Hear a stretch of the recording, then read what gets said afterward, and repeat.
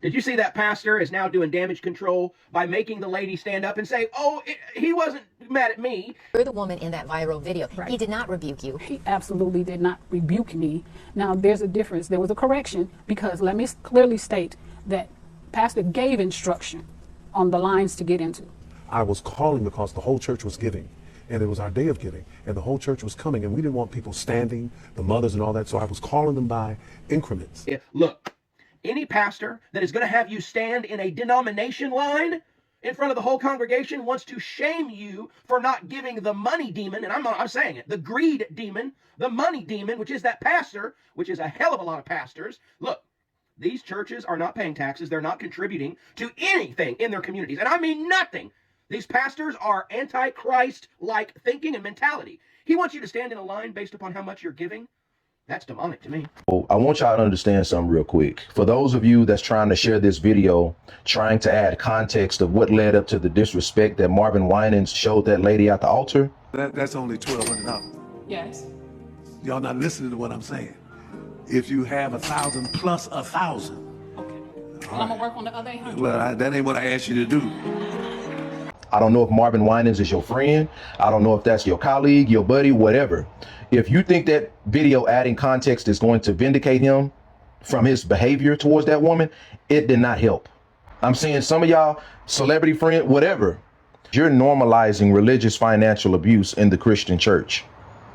Whether it's the black church, the white church, these mega churches, you're normalizing religious financial abuse. Well, yeah, I know y'all don't like what he did. You know, yeah, y'all only seen one clip, but let me show y'all the context, though. Jesus ain't in a lot of these churches today. Jesus is not there.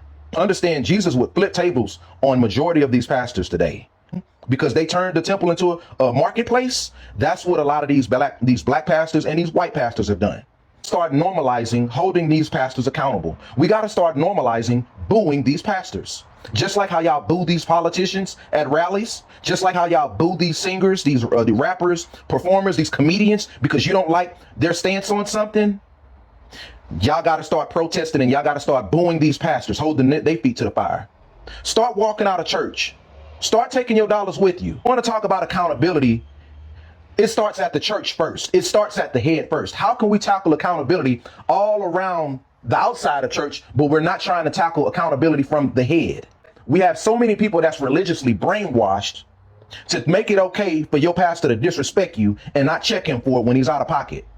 We got a lot of sorry trash bag pastors, man. And when you go to your church, pay attention to how your church act during offering time. If they're all over emotional, dimming the lights and doing all this extra performative stuff, trying to guilt trip you and shame you to get all that money out of you, God ain't in there. This is the first time this is coming across your FYP. I am an ex-finance person for a megachurch. I also tithe heavily, over 50K.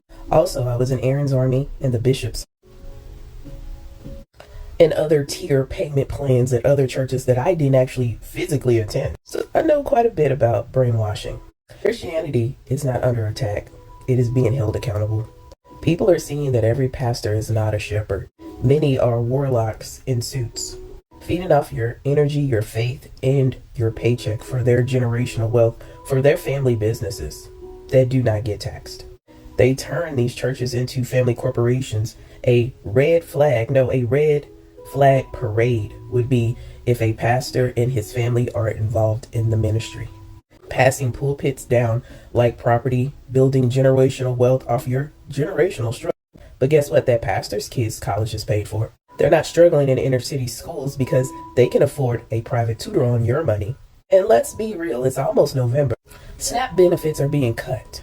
The economy's getting worse. Your church has not announced a plan to feed the flock. And I don't mean just a plan. I'm saying they are implementing its boots on the ground and they're ready to help you with rent or your mortgage without all this red tape that they require you, but you don't require nothing of them when you pay your money. That's not ministry. That's spiritual exploitation. If the shepherd is not feeding you, they are feeding on you. You are being spiritually trafficked in the name of God, and the Bible already warned us. Beware of the false teachers who devour widows' houses. A little historical fact. The women who had money in the past were deemed witches so they could take their lives and their property. Those were the widows. They were preyed upon, not the warlocks.